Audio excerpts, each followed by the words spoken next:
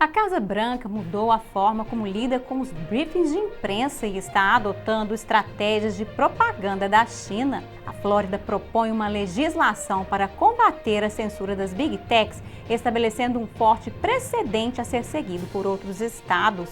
Uma mutação é descoberta em amostras de Covid do Reino Unido, que antes só eram encontradas na África do Sul. Confira todos esses assuntos hoje no Diante dos Fatos.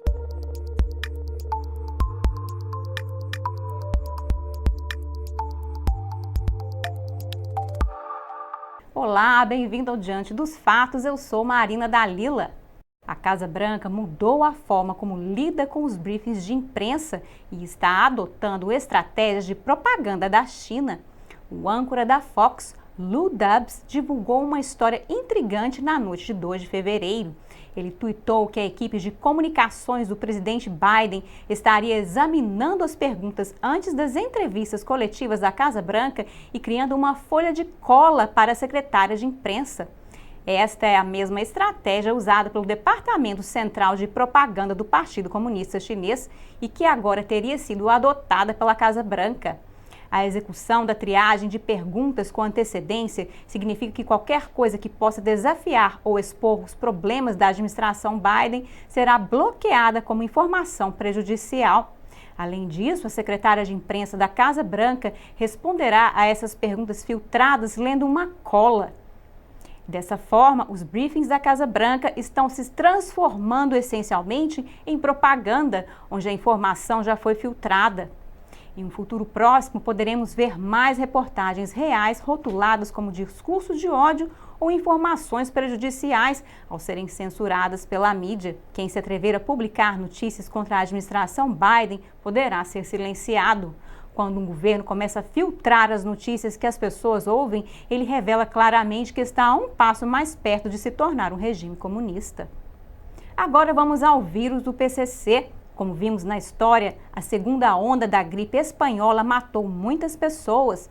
Não queremos ver o mesmo desastre se repetir. No entanto, da perspectiva de especialistas em doenças infecciosas, a possibilidade de uma onda ainda mais grave do vírus está se tornando aparente. De acordo com um relatório da BBC em 2 de fevereiro, os cientistas que trabalham com a Public Health England encontraram casos do vírus do PCC com novas alterações genéticas. É a chamada mutação E484K. Vimos essa mutação da variante da África do Sul no ano passado. Entre 204 e 159 mil amostras, os cientistas encontraram 11 casos da variante quente do Reino Unido com a mutação E484K. Essas amostras eram principalmente do sudoeste da Inglaterra. É provável que existam mais casos a serem descobertos. Esta mutação E484K foi identificada pela primeira vez na variante da África do Sul.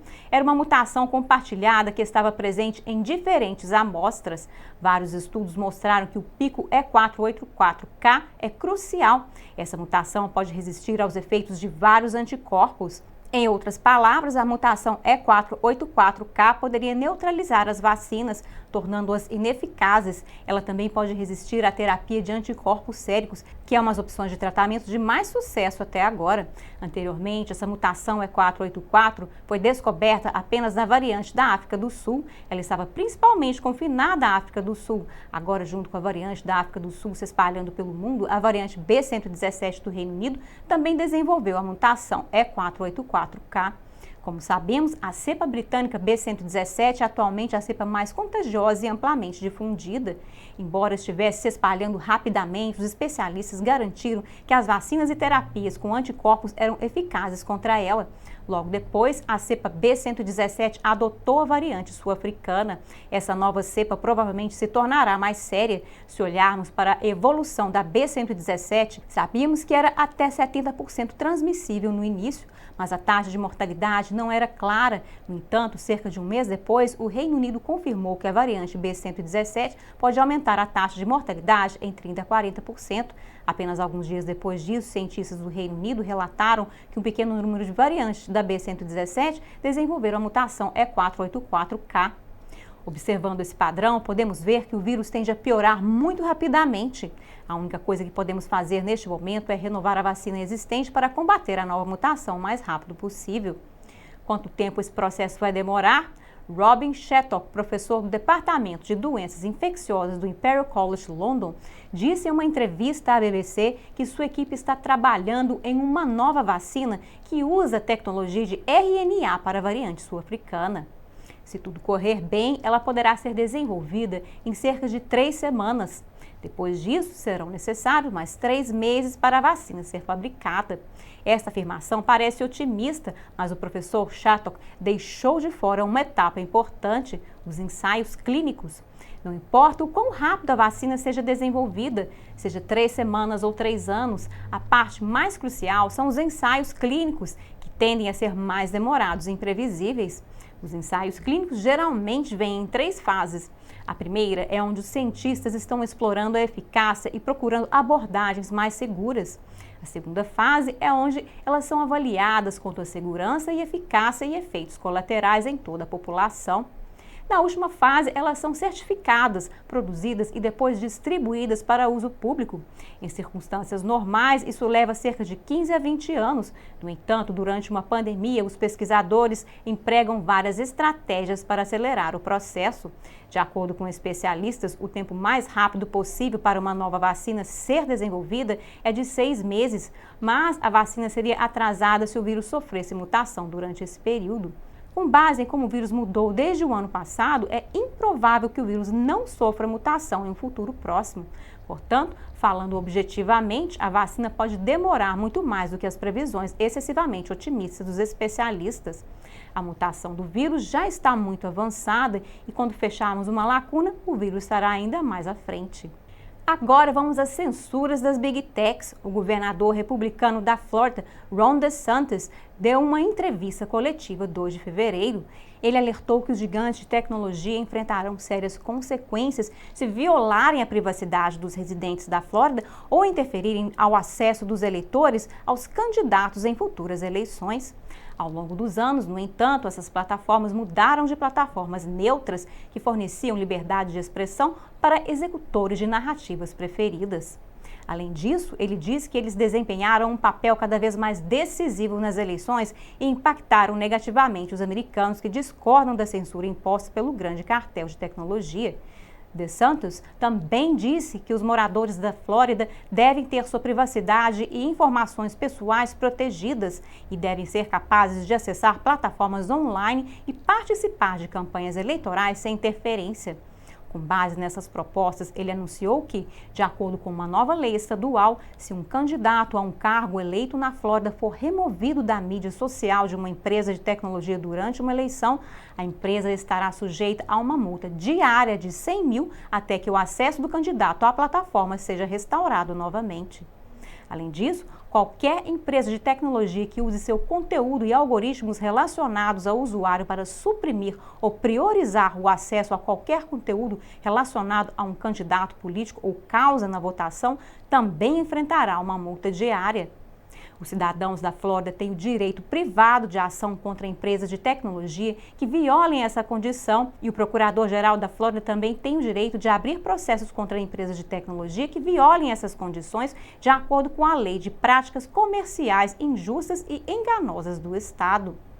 Além disso, o porta-voz da Florida State House, Chris Sprouse, ligou para as 5 principais empresas de tecnologia, o Facebook, o Twitter, Google, a Amazon e a Apple. A legislação proposta aborda os problemas que a América enfrenta atualmente com as Big Techs. Agora, se qualquer empresa de tecnologia se envolver na censura de pontos de vista opostos, elas poderão enfrentar multas gigantescas e ações legais do público. Isso é algo que Trump tem tentado realizar, a invalidação da seção 230. Mesmo que ele não tenha tido sucesso, a Flórida seguiu seus passos anulando as proteções que a seção 230 concede às Big Techs. Isso, sem dúvida, abre um precedente para todos os outros estados, especialmente os estados vermelhos. O Texas saiu vitorioso no processo sobre a suspensão da deportação de imigrantes ilegais pelo governo Biden. A imigração ilegal tem sido um problema sério nos Estados Unidos, mas tem afetado principalmente os estados ao longo da fronteira sul. A seção 230 é algo que afeta a totalidade dos Estados Unidos. Se outros estados seguirem a abordagem da Flórida, pode ser possível que pelo menos metade dos Estados Unidos tenham abolido a seção 230.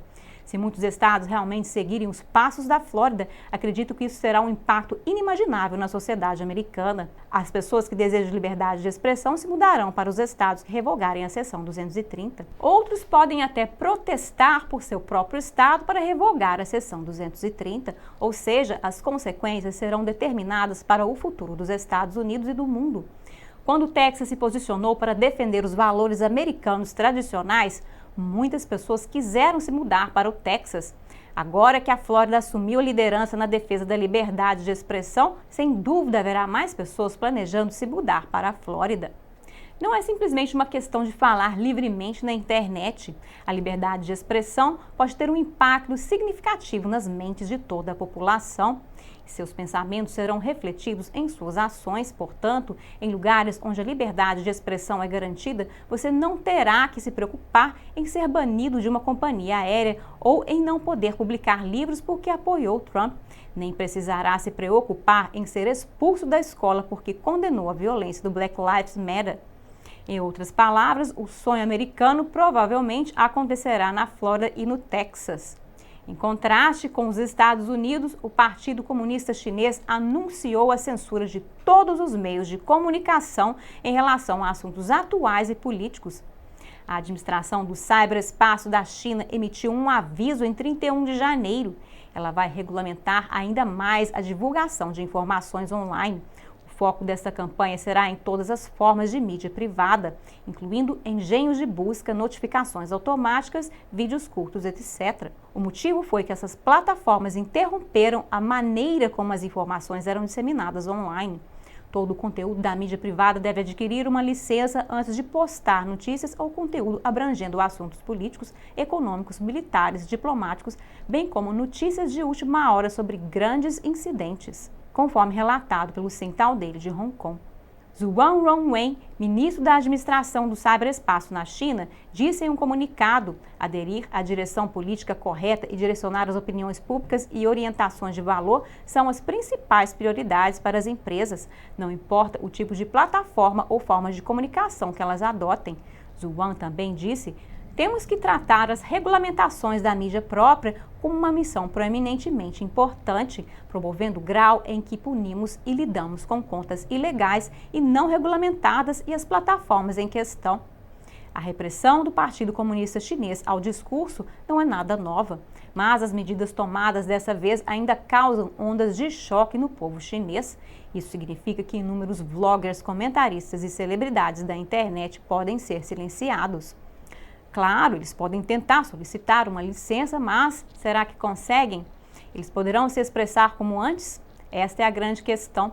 A introdução dessa medida será obviamente relacionada a dois fatores. Uma delas é a declaração pública de Xi Jinping sobre como o tempo e o momento estão a favor da China. Ele quis dizer que a agenda socialista que ele adotou provou ser eficaz, então ele continuará na mesma direção. Obviamente, isso significa que é necessário mais lavagem cerebral para conseguir implantar sua visão comunista. A outra é que este ano e o seguinte serão muito importantes. Este ano é o 100º aniversário do Partido Comunista Chinês. No ano seguinte, seria seu 10º ano como presidente e ele precisaria tentar servir em outro mandato. A restrição da fala nunca causou grandes problemas no passado e até ajudou a fazer uma lavagem cerebral nas massas. Portanto, os funcionários do PCC almejam por um controle da fala ainda mais rigoroso. A proibição da mídia é o mesmo que exterminar a liberdade de imprensa. O que estará são os meios de comunicação que afirmam ser um meio de comunicação individual, mas que na verdade são máquinas de propaganda controladas pelo Estado. Quando essa meta for alcançada, o 1,5 milhão de pessoas que residem na China poderão entrar em um estado de esquecimento. Não falar sobre assuntos nacionais se tornaria a norma. Para ser franca, o PCC está transformando a China no que foi retratado em A Fazenda dos Animais de George Orwell. Todo mundo só precisa prestar atenção na própria comida. Para questões relacionadas à política, economia e sociedade, basta ouvir a mídia controlada pelo Estado. Dentro de uma década, uma grande quantidade de pessoas se transformará em entidades dominadas. Este é um precedente para a comunidade do destino comum. Todas as diferenças entre as pessoas desaparecerão e cada um só tem um desejo: viver e morrer pelo partido. Por hoje é só no Diante dos Fatos. Obrigada por assistir e até a próxima!